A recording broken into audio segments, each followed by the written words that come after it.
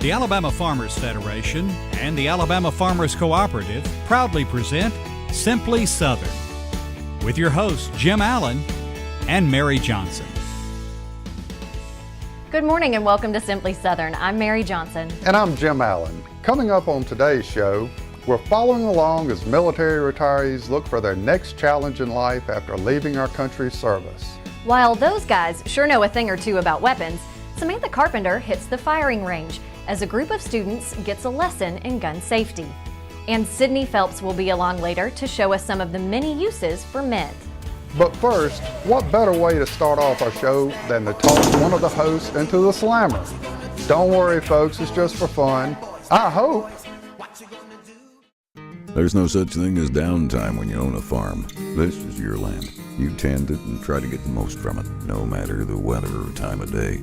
It's been that way for generations. And for generations, your local quality co-op store has been there for you, with a full range of agriculture supplies and services, from feed to fertilizer, seed to grain storage, and the right hardware for any application. You'll always find what you need, plus friendly, knowledgeable advice at your local quality co-op store. There's one near you. Join the more than 350,000 families who can save money as members of the Alabama Farmers Federation. Members get discounts at local businesses and can save on GM cars and trucks, hotel stays, child car seats, and more. For about 50 cents a week, your family could save hundreds of dollars a year. Join the Alabama Farmers Federation and start saving today. Learn more at any Alpha Insurance office. Today's farming operation is more complex than ever before, with precision agriculture becoming an integral piece to farm management. AccuField provides precision agriculture technologies and site-specific management capabilities in a simplified and interactive format, helping you put all the pieces of the farming puzzle together. For more information, visit us at www.accufield.com. Taking care of your children is the most important thing in life. My husband had taken out a life insurance policy. I knew that my children were going to be provided for. My sister and I both were able to go to college with the life insurance that my father had purchased from Alpha. And now I feel the need to protect my family the same way that my father protected us. Joseph's got a policy with Piper now. That's 5 generations, all with the same agent. And Alpha's the only place we want to be. For service and savings, call Alpha. Even if we take them for granted, we all sleep better at night knowing our local police are only a phone call away. Despite this, many find interacting with the men and women who wear the badge intimidating. This week, we'll pay a visit to a downtown Mobile police precinct that's hoping to reach out to its community, not just by booking the bad guys, but a few tours as well. You just never know what you might see walking into a downtown city police precinct, but I'm guessing a museum isn't the first thing jumping into your head. It's a real museum set inside a real police precinct, so you never know. You may see us bringing prisoners in or out. You just never know what's going to come through the front door. So I was hoping for a prisoner. We could make that happen. While some might argue that I should be locked up in a real jail cell, A menacing. this mock-up lockup is usually for kids to enjoy. Some of them get a little traumatized when mom throws them in there, but they get over it when that door opens. So I guess we're also a deterrent for future criminal activity for some of them. The museum is one way the Mobile Police Department hopes to reach out and connect with the community they serve. Not every city will have a museum like this. It's important, I think, that we do, and we recognize, the sacrifices and the efforts of the officers that have served. We're partners with the community, and it's important that we show what we do to the citizens that may not have a first-hand knowledge of some of the things that we face. Exhibits in the museum include historical artifacts dating back more than a century. So this is one of the oldest artifacts in the museum. This is a Civil War prison log. You can see on this particular page it's dated 1863. It's pretty unique. You see we had criminal activity in Mobile going back to the 1860s. A variety of weapons used in the line of duty or confiscated in the commission of crimes are on display throughout the museum. From antiques, Well, if you were going to use this in a bank robbery, you'd just be stupid, wouldn't you? You would have one shot. to alarmingly heavy firepower, This is empty and it's heavy, It's heavy. swords, knives, like a sultan's knife or something. and even the more unusual. Well, I tell you, I'd lose some teeth trying to work these things. Visitors can get some idea of the risks officers face in the line of duty every day. I want people to understand that even though we're human, we do things for them that they may not fully understand until they can actually come in and touch and see the dangers and the sacrifices that are made on their behalf. The museum showcases many of the challenges Mobile's law enforcement professionals encounter, some even reaching nationwide attention. We caught Patricia Krenwinkel here. She was from Mobile, went to Spring Hill College for a semester, dropped out, went to California, got hooked up with Charles Manson. After the Tate LaBianca murder, she fled and hid in Mobile, and we caught her. Located right in the heart of historic downtown Mobile, the museum draws attention from around the state and even abroad. We all count on these men and women to ultimately keep us safe regardless of where we live. For the Mobile Police Department, the museum serves as a reminder of how tough a job that can be and the sacrifices it can demand. I think the one thing that I hope that they take away when they leave is that we are human, that we're very open to their needs, that we have a tough job. They can come and see the successes that we've had that are documented, and then they'll see the sacrifices that we've made. We've got the officers, the photographs. They portray the image of the officer that's sacrificed, but it doesn't tell the whole story. It doesn't tell, the family that he left behind. In addition, the Mobile Police Department's Central Events Unit is taking a creative approach to the city's homeless population, partnering with local artists to decorate old parking meters downtown. And they take this money that they get out of the parking meters and give it to homeless shelters. It's just a wonderful idea. That is a great way for a police department to complete outreach, because a lot of people are scared of police officers, but they need to know that they're friendly people. That's right.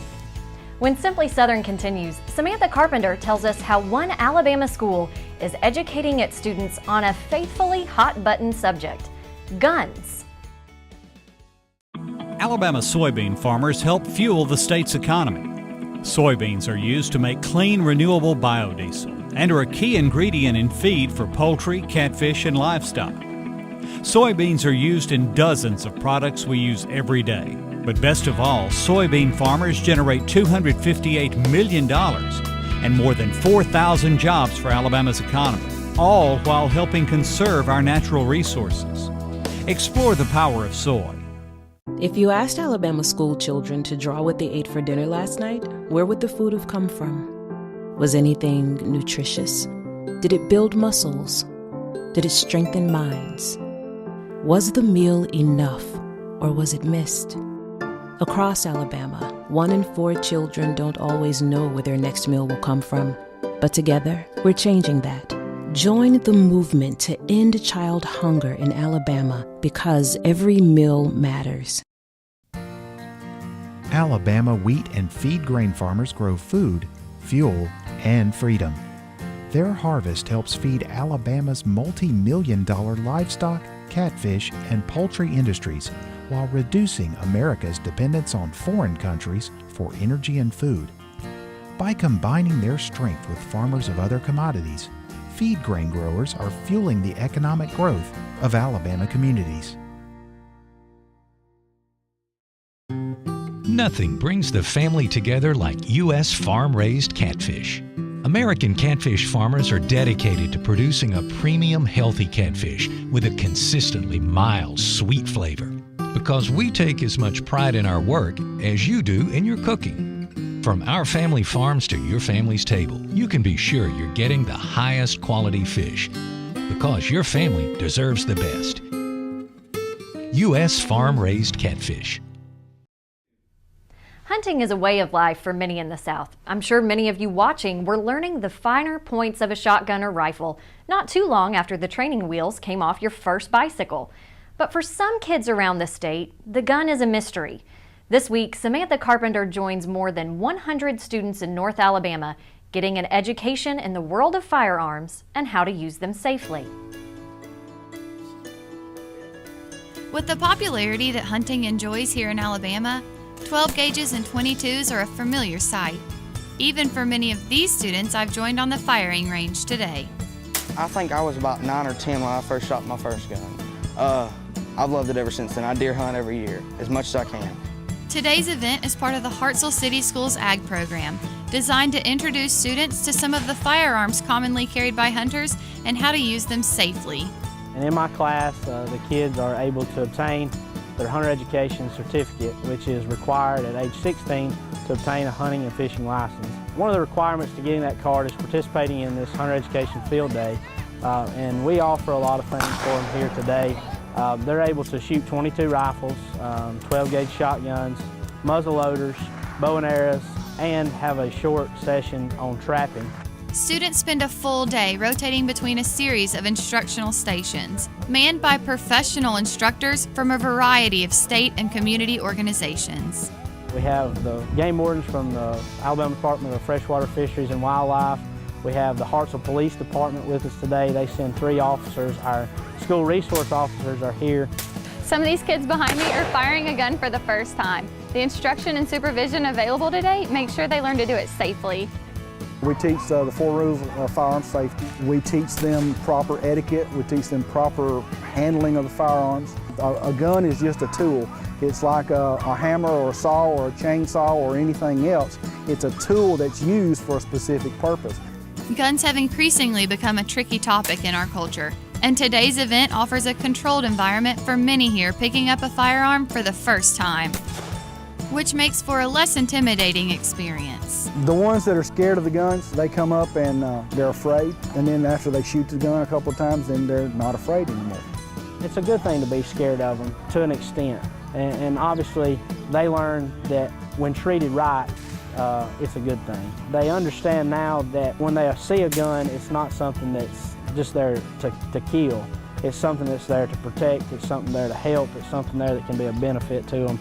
For many of these students, today is just another step towards a hunting license. Others will leave the range more educated about these often controversial machines. Whether they ever fire a rifle or pistol again or not, organizers hope they leave with an understanding of how to operate a firearm safely, and at the same time, maybe even have a little fun. We sometimes have a few competitions, talk about that, aggravate about that, but it's real fun. I mean, we learn a bunch out here. The actual experience, the gun going off, the smell of the gunpowder, the recoil of the shotgun, it's a hands-on experience that just means that much more than simply more facts and figures and rules and regulations. Hopefully, if any of them had a negative perception of firearms, that their minds can be changed and they can understand that through the safety rules that we go over today, that they can be a beneficial thing to their life. For Simply Southern, I'm Samantha Carpenter. Look at that. Oh, yeah. This was the 4th year Hartselle Junior High has held the event. A lot of students enjoy going out to the range, but they also spend time in the classroom to learn some basic survival techniques, how to clean a gun, and how to carry it through the woods. All very important.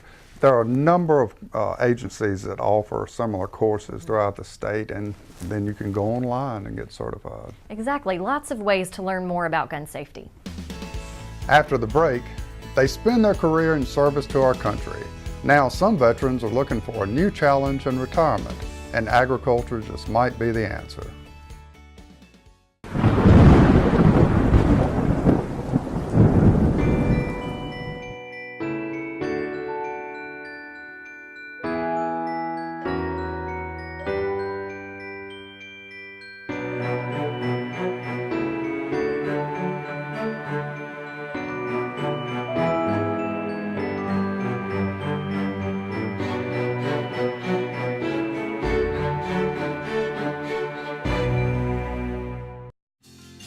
For nearly 50 years, the Electric Cooperatives of Alabama have been giving young people an opportunity to visit our nation's capital, where they learn about the value of electric cooperatives and the importance of grassroots advocacy.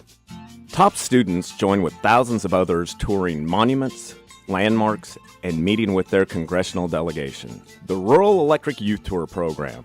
Just one more way the Electric Cooperatives of Alabama are investing in the future of our state. Support healthy food from local farmers by purchasing a Farming Feeds Alabama license plate. The tag funds education and promotion efforts, including Ag in the Classroom, agricultural scholarships, and youth programs. Get your Ag tag today. Support healthy food from local farmers. Join the Alabama Farmers Federation today. Since 1921, the Alabama Farmers Federation has been the voice of farmers and rural Alabama, standing up for family values, good government, low taxes, and economic opportunity. The Federation has helped make agriculture and forestry Alabama's largest industry, accounting for 1 in every 4 jobs. Join the Alabama Farmers Federation today at any local Alpha Insurance office. As Americans, we all owe a debt of gratitude to the men and women who put on a uniform and protect us. Many of those who serve complete their military career with the intention of moving into a new line of work in civilian life. And as Kevin Worthington tells us, the USDA is introducing veterans to agriculture as one possibility. At first glance, farming might seem like a complete change of pace for someone completing a military career. But many of the men and women attending this tour of North Alabama farms say they're actually more similar than you may think. Everything we did in the military, it was by standards. You know, you got to do this first, you got to do that second, and if you do all of those things, you may run into some hiccups along the way. But if you do all of those things in sequence, and then you typically will be successful. I see the farming operation the same way. As a kid, I grew up on a small farm, learned the value of hard work, and learned the value of just sticking to it and getting whatever it is you need done. McLeod has recently retired from the Army. He and more than 24 others who have or are about to complete their military service are touring various types of farms as they prepare for a new career that doesn't include a uniform. So the whole idea is to have these individuals, veterans as I said, as well as those active military, to transition into a farm enterprise, maybe a niche market, maybe growing veggies, cattle operation, or even a honeybee operation that they can get into. And of course, Farm Service Agency can also be a catalyst to help them get into farming by also being a source of financial through our farm loan program. Many of the participants grew up on farms, and Robinson says some are even doing some small-scale farming now. He says one of the biggest surprises for them has been how much they can do with a small piece of land. Traditionally, they think about having to have 200 or 300 acres and a whole lot of equipment to get started. And of course, we obviously encourage them to start low and then to increase as profit margin increase. So I think they've been surprised to see what can be done on a small scale. And of course, typically, farmers don't think in terms of, or people in general don't think in terms of growing honey is an agricultural enterprise, in which it doesn't take much land to do that, just a whole lot of know-how. My goal in life is to get away from the 9-to-5 job, create some kind of residual income going into retirement, but more importantly is to feed my family and provide community service of growing organically grown food in the name of vegetables and also fish. And I'm really interested in doing a high concentration of farming in a very small footprint. Veterans say farming is attractive to them in post-military life because it is so varied. But whether they're raising animals or growing row crops, agriculture is a good opportunity for one group of veterans in particular. You know, there are a lot of veterans, as you well know, that are probably coming back from their tours or their career, and they may not be able to hold a normal occupation, if you will. But they're able to get about and do daily chores and things of that nature, and I think this is just a perfect program to make sure that those veterans who have some of those disabilities are able to know that, hey, you still got a livelihood, you still can contribute to society, and you can help our nation by you know, growing sustainable crops and making our nation healthy. For Simply Southern, I'm Kevin Worthington. This tour was one of 4 that were held across the state. This was the first year for the program, but based on the interest from vets, organizers hope to continue in coming years. I'm on the board of the Farmers Market Indicator, and we have several vets that are growers there, and they love their work. Well, it's wonderful to have an event like this too, to expose more people to the opportunities they have, because you can do a lot with a little bit of land. You don't have to have thousands of acres to be a farmer. You're right. When Simply Southern continues, Sydney Phelps of Bonnie Plants is in the kitchen, showing us some of the many ways that mint from your backyard garden can be used. I'm just like my customers. I work hard and I play hard. I also help my dad on the farm when I can. That's the great thing about Alpha. We work hard for our customers. It's more than price. It's personal attention and great claim service. Hey, bud. For the best agents in the business, call Alpha. There's nothing quite like sitting down to a home-cooked meal with fresh vegetables from the garden. With Bonnie Plants from your local quality co-op store, you can enjoy the freshest vegetables right from your own backyard. And no matter if you're a raised bed gardener, a rose gardener, or if you farm hundreds of acres, your quality co-op store has exactly what you need to get the most out of your plants. You'll always find what you need, plus friendly, knowledgeable advice at your local quality co-op store. There's one near you. Support healthy food from local farmers by purchasing a Farming Feeds Alabama license plate. The tag funds education and promotion efforts, including Ag in the Classroom, agricultural scholarships, and youth programs. Get your Ag tag today. We believe a plant should be more than a plant. This one is. It's all you need for your garden to succeed. Because it's a Bonnie plant. It represents hundreds of varieties of Bonnie's quality veggies and herbs. But more, it's from generations of Bonnie people who are passionate about sharing their love of gardening with you. Look for this little Bonnie plant and a whole family of plants like it in your garden center. Bonnie Plants, so you'll know how to grow. Hey folks, Sydney Phelps here with Bonnie Plants. Today I want to talk about the versatility of a plant that we all know very well, and that is mint. Now mint comes in different flavors and aspects. You have sweet mint, chocolate mint, peppermint, spearmint, all different ways of using this throughout your garden, throughout culinary, and even medicinal purposes at home. Today I've got a container here filled with spearmint. Now, one thing whenever you're using mint, the key factor is you want to keep it in containers. The reason for that is mint will literally take over a garden. So if you're going to plant this in the ground or even in a raised bed, put it in a container about like this and then plant that into the raised bed or into the ground. That way the roots do not take effect of your garden itself. The reason for that is they will literally take control. Now if you've got an area that's got some erosion or runoff and you want to keep kind of a cool landscaping thing, I've said it before, mint does great. I would use peppermint. The main reason for that is it's more of a ground runner and it taps into and gives more of almost an ivy look, but you have that great aroma of peppermint.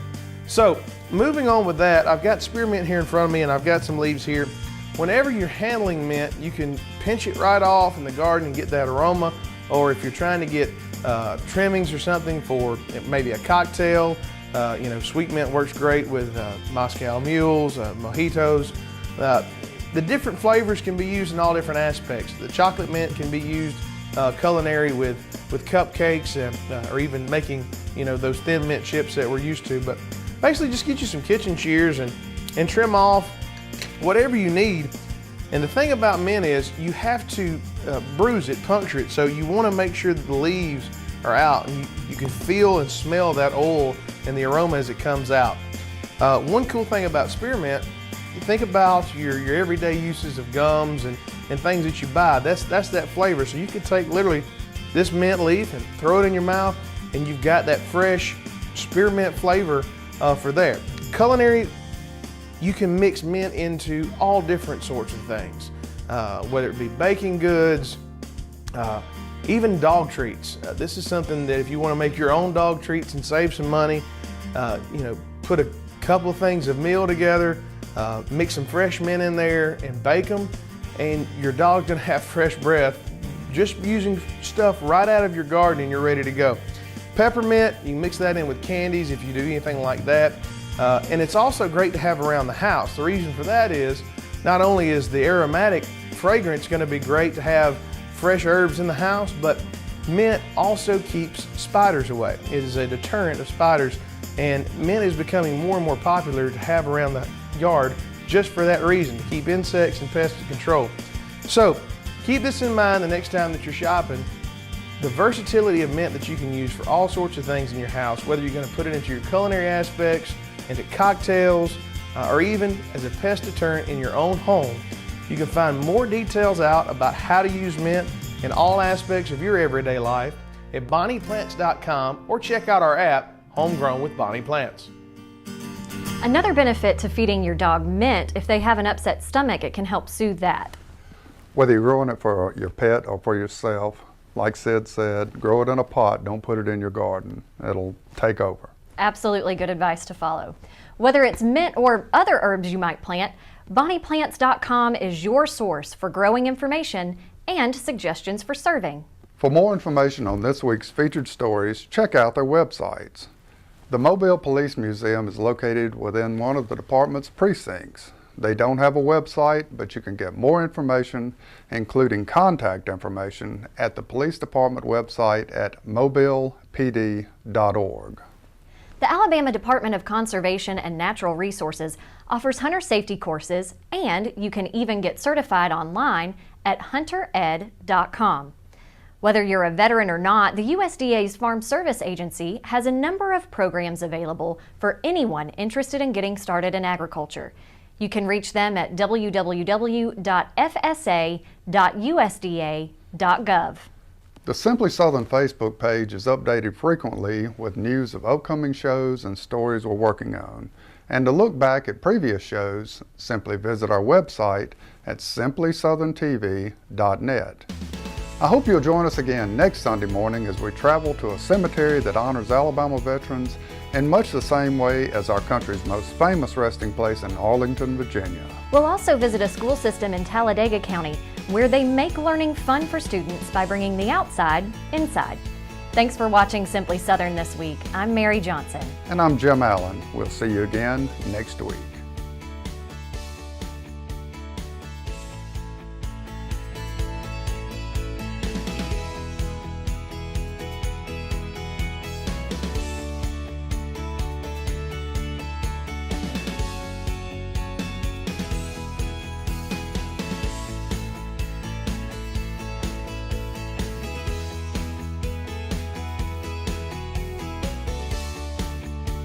Simply Southern is a production of the Alabama Farmers Cooperative and the Alabama Farmers Federation.